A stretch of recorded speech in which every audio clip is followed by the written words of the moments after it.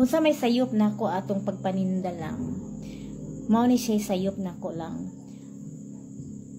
Akong mga kauban lang mao gid ang ilang source of income. Mao gid ilang pamalit og bugas, ang ginansya gud nila.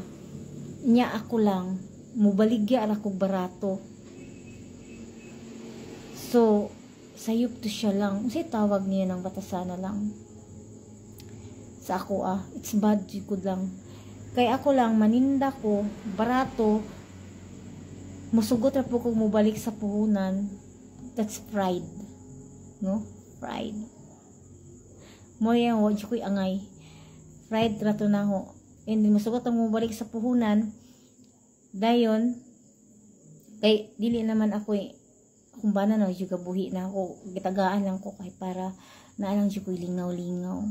So para ba sa akong lingaw-lingaw, mangapak ko kanang dili ko makig-equal, dili ko makipag-equal og laban aning negosyo ha. Para naatanan nako mo tong brato ra kayo ko. And then ang akong mga kauban syempre masakitan sa ako na kasabot baya po ko mga langga. So thankful na po ko na natukuran dito sa libi kay it's a bad ko puro ra ko pride aron ingnon, no? Aron ingnon na, no? So dili gito siya maayo. Inana ko lang kanang dili jud ko ingon bitaw lang na kanang di jud mo angkon sa sayop mo angkon ko lang. Mo nang nasabtan ako ang uban di jud ganahan ako, no? Di ganahan ako. Dili ganahan na mapunta ko ang pwestuhan nila kay ilang hunahuna ko yora bana kay mubagsak bisag wala ni ginansya.